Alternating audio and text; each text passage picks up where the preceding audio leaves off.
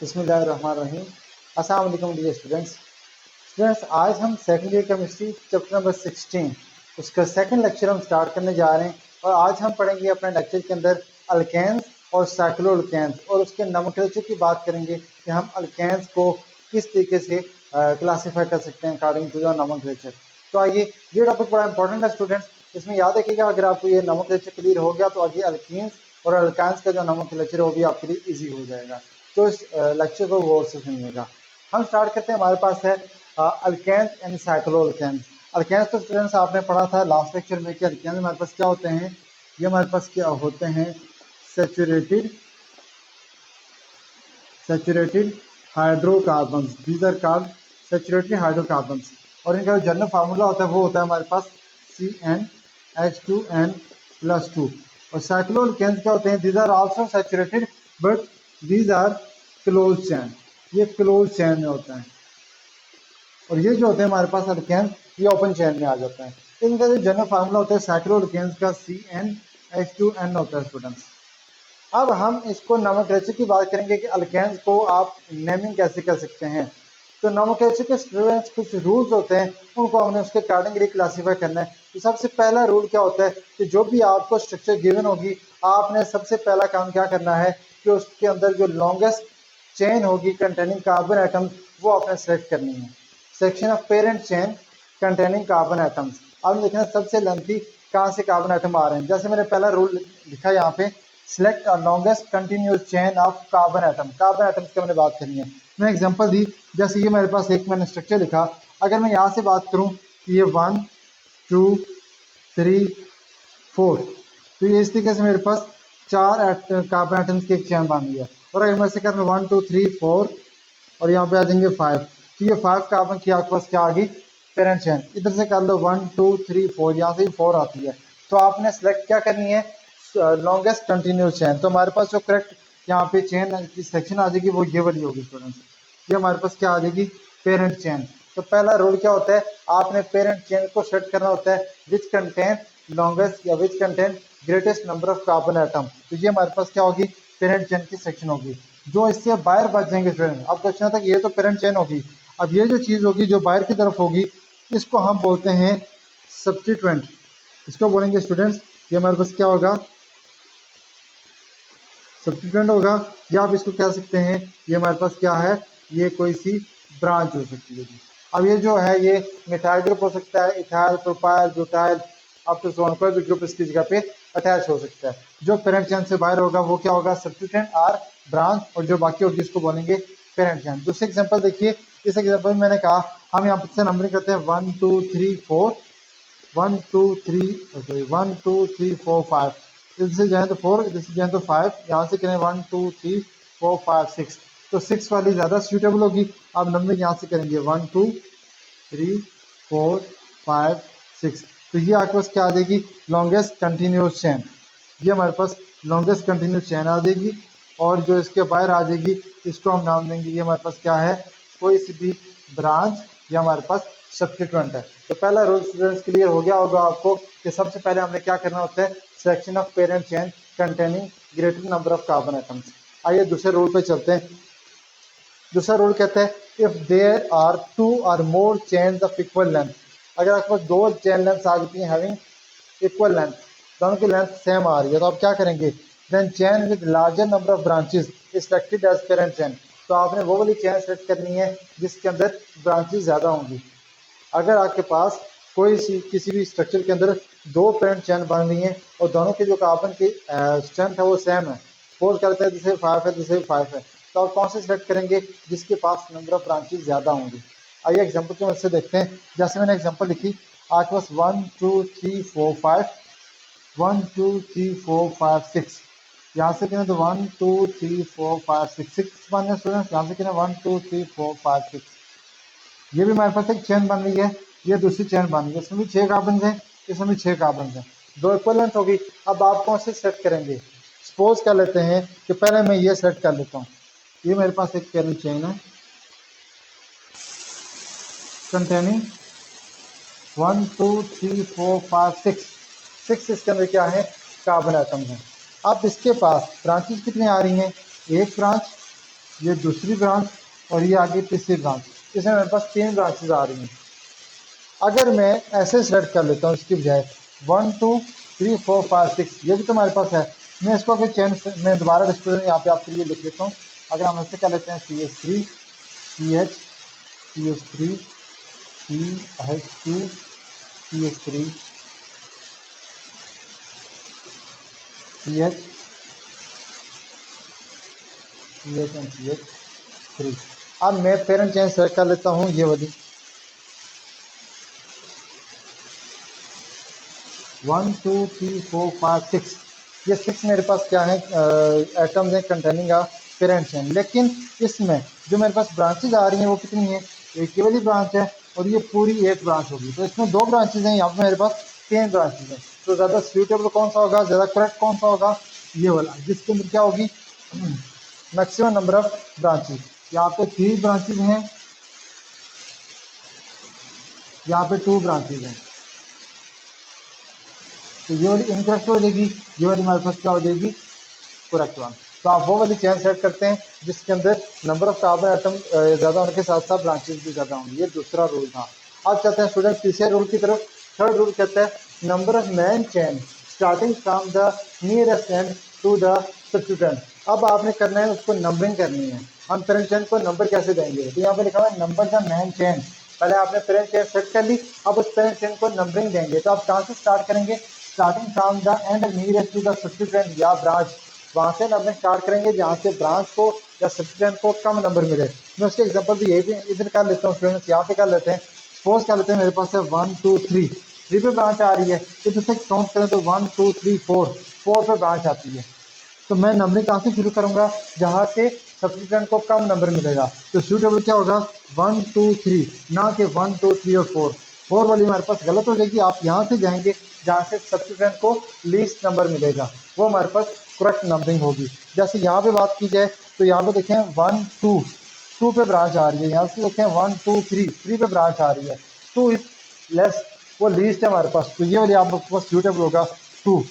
तो हम नंबरिंग यहाँ से स्टार्ट करेंगे 1 2 3 4 5 6, ना कि यहाँ से 1 2 3 4 5, वो गलत हो जाएगी हमारे पास। ये वाली जो हमारे पास ऑर्डर है वो करेक्ट हो जाएगा। थर्ड पॉइंट भी क्लियर हो गया स्टूडेंट।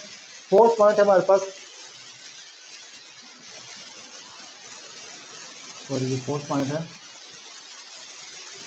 फोर्थ पॉइंट कहते हैं when two identical substituents are present at equal distance from either end। हमारे पास कोई पेरेंट चेन है, इस एंड से या इस एंड से 2 सब्स्टिट्यूएंट आ रहे हैं, दोनों एग्जैक्ट पोजीशन। फिर इसे काउंट करें तब भी 1 2 पे आ रहा है, इसे काउंट करें तब भी 2 पे आ रहा है। फिर आप क्या करेंगे, अब आप नंबरिंग कहाँ से स्टार्ट करेंगे। फिर आपने करना है number the chain starting with and which gives the minimum some of number of carbon atom containing branches. बहुत से देखना स्टूडेंट, यहाँ पे स्टूडेंट बड़े कंफ्यूज होते हैं, लेकिन बहुत आसान है। मैंने आपको एग्जांपल दी, ये मैंने स्ट्रक्चर लिख दिया। अब अगर आप गौर से देखें, यहाँ से स्टार्ट करो मैं नंबरिंग तो 1 2, 2 पे ब्रांच आती है। यहाँ से स्टार्ट करो 1 2, इससे भी 2 पे आती है। तो स्टूडेंट कंफ्यूज हो जाते हैं, हम यहाँ से स्टार्ट करें, यहाँ से स्टार्ट करें, लेफ्ट से नंबरिंग करें या राइट से नंबरिंग करें। मैं पहले इस साइड से नंबरिंग कर लेता हूँ 1 2 3 4 5 6। एक तो ये है। अब नंबरिंग यहाँ से तो आप स्टार्ट कर सकते हैं 1 2 3 4 5 6। तो कौन सी इसमें से करेक्ट होगी और कौन सी इनकरेक्ट होगी, आपने क्या करना है, यहाँ पे लिखा है मैंने स्टूडेंट कि number the chain starting with the and which give the minimum some of number. आप आपने यहाँ से देखें तो कौन से पोजीशन पे आ रहे हैं 2 4 5, आपने इसको सम कर लेना है 2 + 4 + 5, तो ये हमारे पास आता है 11। अगर आप यहाँ से देखो 2 3 और 5, आप इनको सम कर लें 2 3 5, तो ये सम करें तो हमारे पास आता है 10। इससे कैसे हो गया, तो स्टूडेंट आप नंबरिंग वहाँ से शुरू करेंगे जहाँ से क्या होगा which gives the minimum some of number, जिसका सम कम आएगा मिनिमम होगा, आप उसको क्या करेंगे प्रेफर करेंगे। तो ये नंबरिंग हमारे पास क्या होगी, this one will be the correct and this one will be incorrect. ये जो है 1 2 3 4 5 जो टॉप पर लिखी गलत हो जाएगी, क्योंकि यहाँ से सब्सटेंस का जो सम आ रहा है वो 11 आ रहा है, यहाँ से हमारे पास 10 आ रहा होता है। तो हम इसको प्रेफर कर लेते हैं। एक तो ये रूल है। दूसरा रूल आपने स्टूडेंट याद रखना है कि अगर आप पहला जो हमारे पास ब्रांच है वो पहली ब्रांच हमारे पास आइडेंटिकल पोजीशन पे आ रही है, 2 पे आ रही है, सिर्फ 2 पे आ रही है। तो अब आप थर्ड वन को देखेंगे कि वो यहाँ से कम नंबर पे आएगी, यहाँ से थर्ड वन को देखें तो 1 2 3 पे आती है, यहाँ से देखें 1 2 3 4 पे आती है। तो आप 3 वाले को प्रेफर करेंगे। आप ये वाला रोल भी कर सकते हैं, ये वाला भी कर सकते हैं। होप सो कि आपको ये पॉइंट क्लियर हो गया होगा। आप स्टूडेंट्स की प्रैक्टिस करेंगे, आपको सारा क्लियर हो जाएगा। When two or more इसका नेक्स्ट वाला हमारे पास पॉइंट है, when two or more identical groups are present। अगर एक, जैसे यहाँ पे हैं 1 2 3 तीनों मिथाइल ग्रुप्स हैं, अगर इस तरीके के 3 या 3 से ज़्यादा या इससे भी कम, मिनिमम 2 या इससे ज़्यादा ग्रुप्स आ जाते हैं, आइडेंटिकल एक जैसे आ जाते हैं, तो आप, ये तो मैंने नंबरिंग का किया ना, अब उसको नाम कैसे देंगे? Their number are identical by prefix di tri और टेट्रा। सपोज कर लेते हैं यहाँ पे आप नंबरिंग स्टूडेंट देख लेते हैं, पहले हम नंबरिंग कहाँ से करें, 1 2 3 1 2, तो यहाँ से 2 पे ब्रांच आ रही है, तो नंबरिंग ऑब्वियसली यहाँ से स्टार्ट होगी 1 2 3 4 5 6। आप देखें कौन कौन से पोजीशन के ऊपर ब्रांच लगी हुई है। ये तो हमारे पास होगी पेरेंट चेन, ये कंप्लीट हमारे पास पेरेंट चेन है। और जो बाकी बच गई वो ब्रांचेज हैं, एक ब्रांच 2 3 और 4, चारों कौन सी ब्रांचेज हैं? मिथाइल ग्रुप हैं। तो हम इसको नंबर देंगे, कैसे नंबर देंगे? पहले इसकी पोजीशन स्टूडेंट लिखी जाती है 2, फिर कौन सी है 3, ये भी 3 के ऊपर आप 2 दफा लिखेंगे 3, क्योंकि 3 के ऊपर 2 ब्रांचेज हैं, 3 3, और फिर आ जाएगा 4। अब ये 2 3 3 4, फिर आप लगाएंगे हाइफन। कितने ब्रांचेज हैं? 1 2 3 4, फोर्थ में वर्ड यूज करते हैं स्टूडेंट टेट्रा। क्या यूज करेंगे? टेट्रा। कौन सी ब्रांच है हमारे पास? मिथाइल। आप देखेंगे टेट्रा मिथाइल। और पेरेंट चेन का नाम क्या है? 6 कार्बन, और 6 कार्बन वाले को बोला जाता है हेक्सेन। तो आप देखेंगे हेक्सेन। तो हमारे पास इसका नाम क्या बना? 2 3 3 4 टेट्रा मिथाइल हेक्सेन। आप इस तरीके से इसको नाम दे सकते हैं। स्टूडेंट एक बात आपने याद रखनी है, जो मैंने ये डिजिट्स लिखे, डिजिट्स के दरमियान कामा आता है। जब भी डिजिट लिखेंगे उसके दरमियान कामा आएगा, और अल्फ़ाबेट और डिजिट के दरमियान जो यूज़ करेंगे उसको बोलते हैं आप लोग हाइफन। उसको आप हाइफन की मदद से सेपरेट करेंगे और डिजिट्स के दरमियान कामा आ जाएगा। ये इसके रूल्स होते हैं लिखने के। होप तो कि आपको नोमेनक्लेचर इसका क्लियर हो गया होगा। फ्रेंड्स, चंद एक मॉलिक्यूल की स्ट्रक्चर इस तरीके से होती हैं, हम देखते हैं कि आप उसको नाम कैसे देख सकते हैं। सपोज लाइन्स के फॉर्म में ये बना हो, इस तरीके से आ जाए, ये आ जाए, इस तरीके से आ जाए, आप इसका नाम कैसे देंगे? ये बेसिकली अल्केन्स हैं। अब आपने देखा है ये जो एंड्स होते हैं, जो कार्बन होते हैं, ये रिप्रेजेंट कर देते हैं कार्बन को। 2 आपके पास कार्बन आ गए तो इसको बोलते हैं आप 2 कार्बन वाला C2, साथ आप लगा देते हैं 6, तो ये इथेन बन जाता है। इसी तरह से यहाँ पे देखें 1 2 3, तो ये हमारे पास आ जाता है C3H8 प्रोपेन। यहाँ पे अगर आप देखेंगे 1 2 3 4, तो 4 वाले को बोलते हैं ब्यूटेन, C4H10। तो इसी तरह से 1 2 3 4 5, तो ये बन जाएगा C5H12 पेंटेन। अप टू फोन hexane, octane, nonane, decane and कैरियन। इस तरीके से आप अगर आ जाते हैं तो आप उसको इस तरीके से नाम दे सकते हैं। स्टूडेंट्स, इसके बाद हमने डिस्कस करनी है the physical states of alkanes. Alkanes की जो फिजिकल प्रॉपर्टीज़ हैं उसकी बात कर लेते हैं, कौन कौन सी प्रॉपर्टीज अल्केन्स में आती हैं। तो सबसे पहले जो हमारे पास प्रॉपर्टी आती है that is called the physical states, यानी जो अल्केन्स होते हैं ये कौन सी स्टेट में पाए जाते हैं। नंबर 1 स्टूडेंट, अगर हम बात करें हमारे पास फिजिकल स्टेट्स में इसकी आ जाती है, ये गैस फॉर्म में पाए जाते हैं जो अल्केन्स होते हैं। अब गैस में कौन से पाए जाएंगे? इनके अंदर कार्बन नंबर 1 2 3 और अप टू 4, यानी मीथेन, इथेन, प्रोपेन और ब्यूटेन। ये जो 4 हाइड्रोकार्बन है these are present in gas, और ये कलरलेस ओडोरलेस गैस होती है। इसके अलावा अगर बात की जाए जो हमारे पास होते हैं C5 से लेकर, यानी पेंटेन से लेकर C17 तक, हेप्टाडीकेन तक, ये जो हमारे पास आ जाते हैं ये होते हैं in the liquid state and these are also colourless and odourless liquids. और लास्ट तक अगर बात की जाए जो हमारे पास अल्केन्स होते हैं 17 से ग्रेटर देन 17 से अपवर्ड जितने हमारे पास अल्केन्स आ जाते हैं वो हमारे पास पाए जाते हैं कलरलेस एंड ओडोरलेस सॉलिड्स के फॉर्म में होता है। ये इसकी फिजिकल स्टेट्स आ जाती हैं।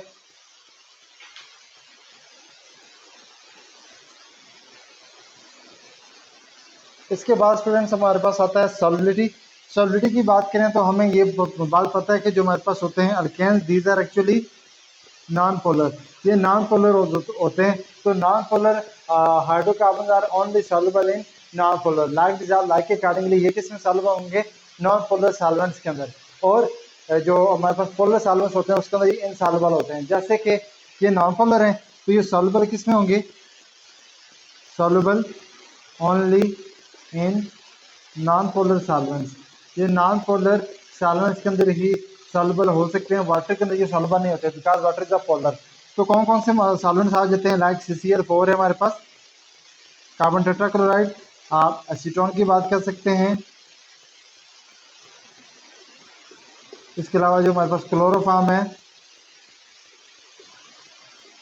एक्सेट्रा, इनके अंदर ये सॉल्युबल होता है, जबकि it is insoluble in water because water is a polar and these are non polar.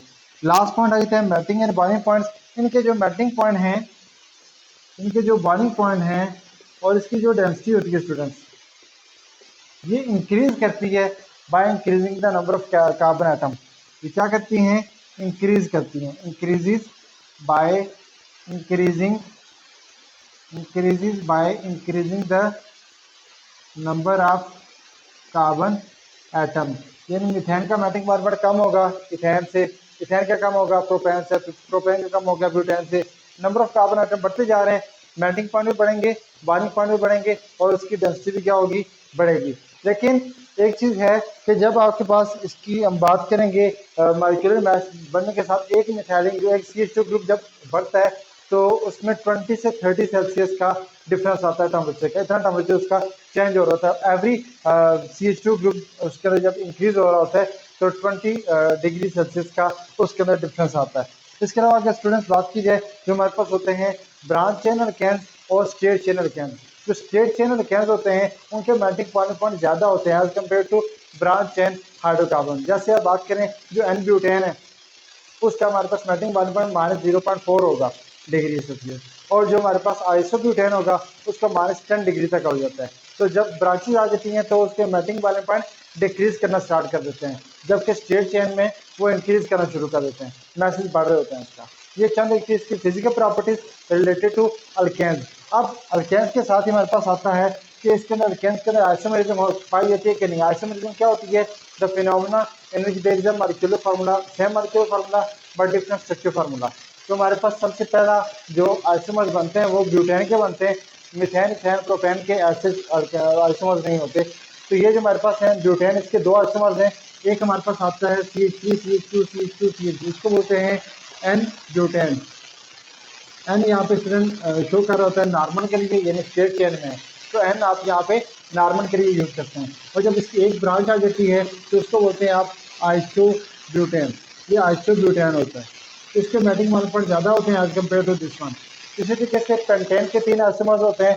पहले हमारे पास होते हैं 1 2 3 4 5, तो उसको बोलते हैं N पेंटेन।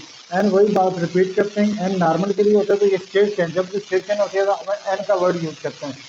उसके बाद आई थी इसका एक ब्रांच है तो इसको बोलते हैं आप आइसो पेंटेन। ये आइसो पेंटेन कहलाता है जिसके अंदर एक ब्रांच आ जाती है। और तीसरा एक ही कार्बन सब 2 ब्रांचेज अटैच है तो इसका बोलते हैं नियो पेंटेन। इस तरीके से पेंटेन के 3 आइसोमर्स आ जाते हैं। पूछ सकते हैं how many isomers have butane and pentane have. Butane के 2 आइसोमर्स होते हैं, आइसोब्यूटेन और N-ब्यूटेन।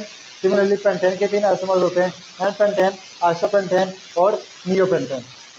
अब इनके अकॉर्डिंगली अगर हम बात करें अदर प्रॉपर्टीज, रिलेटिव स्टेबिलिटी की बात करें तो स्टेबिलिटी की बात कर लेते हैं स्टूडेंट, कौन से मॉलिक्यूल ज़्यादा स्टेबल होंगे और कौन से लीस्ट स्टेबल होंगे। तो स्टेबिलिटी में स्टूडेंट क्या होता है कि जो हमारे पास होते हैं branch chain hydrocarbon are more stable, ये ज़्यादा स्टेबल होते हैं एज कंपेयर टू नॉर्मल, या आप कह सकते हैं स्ट्रेट चेन। स्ट्रेट चेन की बनस्पत जो ब्रांच चेन आते हैं दीज आर मोस्ट स्टेबल। आप यहाँ पे कंपेयर कर सकते हैं जो हमारे पास 2 मिथाइल ब्यूटेन है, जैसे जिसको आइसोब्यूटेन बोलते हैं, that is most stable than N butane. Reactivity of alkanes की बात की जाए तो ये हम पहले ही पढ़ते हैं कि अल्केन्स हमारे पास क्या होते हैं, these are actually least reactive, ये लीस्ट एक्टिव होते हैं, इसीलिए हम इसको क्या बोलते हैं, पैराफिन बोलते हैं। इसको जो लीस्ट एक्टिव ये किसी ऑक्सीडाइजिंग रिड्यूसिंग एजेंट के साथ ऐसे प्रॉपर तरीके से रिएक्शन नहीं कर रहे होते। तो इसकी दो रीजन हैं। क्या रीजन आ जाती हैं जिसकी वजह से जो अल्केन्स हैं दीज आर लीस्ट एक्टिव। तो पहला है inertness of sigma bond. Alkanes क्या होते हैं, सारे के सारे सिंगल बॉन्ड होते हैं। जब ये सिंगल बॉन्ड होते हैं तो सिंगल बॉन्ड आपको पता है कि वो कौन सा बॉन्ड होता है, उसको आप सिग्मा बॉन्ड बोलते हैं। ये हमारे पास सिग्मा बॉन्ड होता है। सिग्मा बॉन्ड इस तरह बनता है जब हेड टू हेड ओवरलैपिंग हो रही होती है, उसके दरमियान जो चार्ज दस्ती होती है between the two bonded atom. जैसे ये हमारे पास एक एटम है, ये दूसरा एटम है, इनके दरमियान जो बॉन्ड बनेगा वो इस तरीके से यहाँ पे इलेक्ट्रॉन शेयरिंग होती है between the two bonded atom. Nucleus के दरमियान में आपके पास क्या होता है, इलेक्ट्रॉन होता है। तो इस इलेक्ट्रॉन को ब्रेक करने के लिए आपको ह्यूज अमाउंट ऑफ एनर्जी चाहिए होती है, या तो कोई स्ट्रॉन्ग न्यूक्लियोफाइल या स्ट्रॉन्ग इलेक्ट्रोफाइल चाहिए होता है to react these alkane. Otherwise ये इनर्ट होते हैं। इसकी जो इलेक्ट्रॉन पेयर होते हैं, जो चार्ज बची होती है between the two bonded atom, nucleus के दरमियान होती है, दैट वे उसके ऊपर किसी भी न्यूक्लियोफाइल का अटैक या ये किसी इलेक्ट्रोफाइल वगैरह का अटैक इसके ऊपर ऐसा इतना ईजी नहीं होता। तो कोई भी स्ट्रॉन्ग इलेक्ट्रोफाइल, स्ट्रॉन्ग न्यूक्लियोफाइल होगा तब जाके रिएक्शन कर सकता है, या आप इसको हाई टेम्परेचर देंगे, इसको स्ट्रॉन्ग कैटलिस्ट यूज करेंगे तब जाके इसका रिएक्शन हो सकता है, अदरवाइज ये लीस्ट एक्टिव है। और दूसरी रीजन आ जाती है नॉन पोलर। ये क्या होता है नॉन पोलर? नॉन पोलर की रीजन हाइड्रोकार्बन में क्या होते हैं, कार्बन और हाइड्रोजन है।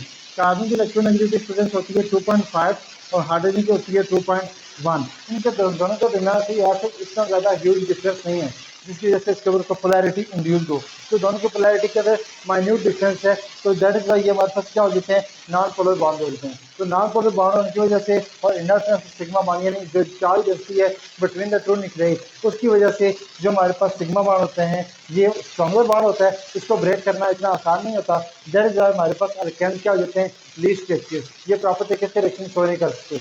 दो अल्केन सिर्फ हमारे पास जो रिएक्शन शो करता है उसको आप बोलेंगे सब्स्टिट्यूशन रिएक्शन।